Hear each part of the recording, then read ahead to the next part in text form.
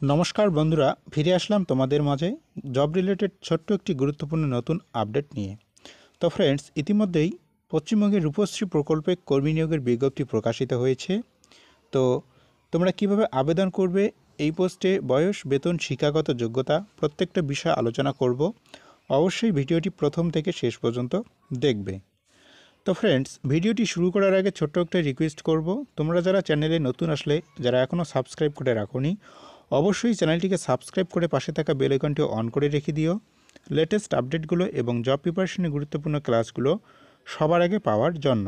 দেখো বন্ধুরা, এই রূপশ্রী প্রকল্পের তরফ থেকে যে কর্মী নিয়োগের বিজ্ঞপ্তি তারা প্রকাশ করেছেন, সেই পদটির নাম হলো হিসাব রক্ষক অর্থাৎ অ্যাকাউন্ট্যান্ট। এই পোস্টে ক্ষেত্রে তারা যে বয়সের কথা বলেছেন, প্রার্থীর বয়স 40 বছরের কম অর্থাৎ 18 থেকে 40 বছরের মধ্যে হলে তোমরা প্রত্যেকেই এই পোস্টটির জন্য আবেদন করতে পারবে। বেতন থাকবে প্রতি মাসে 15,000 টাকা। শিক্ষাগত যোগ্যতায় তারা বলেছেন প্রার্থীকে অবশ্যই স্নাতক তথা গ্র্যাজুয়েশন পাস হতে হবে। আবেদন পদ্ধতিতে তারা বলেছেন অবশ্যই অফলাইনের মাধ্যমে প্রার্থীদের আবেদন জমা করতে হবে।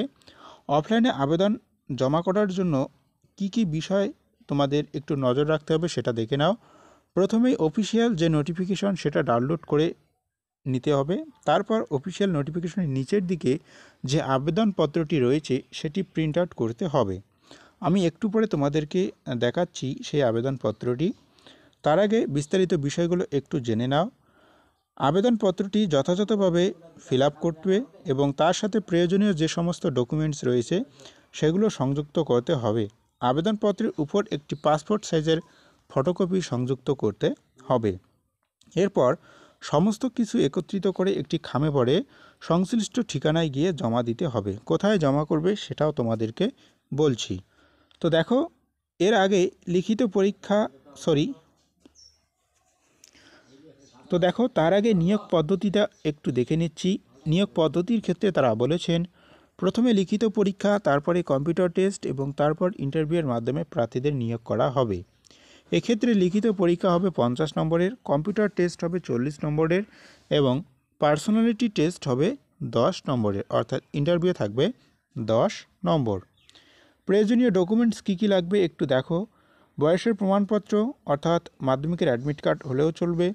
শিক্ষাগত যোগ্যতার প্রমাণপত্র, আধার কার্ড বা ভোটার কার্ড, জাতিগত শংসাপত্র, পাসপোর্ট সাইজের ফটো, স্থানীয় বাসিন্দার প্রমাণপত্র, অভিজ্ঞতার সার্টিফিকেট যদি থাকে, কাজের যে কোনো এক্সপিরিয়েন্স সার্টিফিকেট সেটা কিন্তু অবশ্যই দিতে পারো। এক্ষেত্রে আবেদনের শেষ তারিখ 11ই জানুয়ারি পর্যন্ত তোমরা অফলাইনের মাধ্যমে নির্দিষ্ট যে ঠিকানার কথা আমি বলবো সেই ঠিকানায় গিয়ে তোমাদের জমা করে আসতে হবে। তো চলুন আমরা অফিসিয়াল যে বিজ্ঞপ্তিটা রয়েছে সেটা একটু দেখে নিচ্ছি। এই হচ্ছে নির্দিষ্ট অফিসিয়াল নোটিফিকেশন। আমি ঠিক যেরকম বললাম সেভাবেই তারা এখানে বলেছেন। বিজ্ঞপ্তিটি প্রকাশিত হয়েছে 20/12/2023 তারিখে। তো এখানে মোট শূন্যপদের সংখ্যা রয়েছে 1টি এবং যে ক্যাটাগরির থেকে নিয়োগ করা হবে সেটা হচ্ছে এসসি ক্যাটাগরি। এছাড়া আরও বিস্তারিত বিষয়গুলো তারা বলেছেন এবং তোমরা কোথায় গিয়ে অ্যাপ্লিকেশনটা জমা করবে সেটা নিচের দিকে যে ঠিকানাটা দেখতে পাচ্ছ, এই যে দেখো, drop box keep at DMPU Rupashree প্রকল্প cell under social welfare section Paschim Medinipur ডিস্ট্রিক্টের পক্ষ থেকে এই নিয়োগের বিজ্ঞপ্তি তারা প্রকাশ করেছেন এবং নির্দিষ্ট যে অফিসিয়াল ওয়েবসাইট সেটাও তোমরা এখানে দেখতে পাচ্ছ।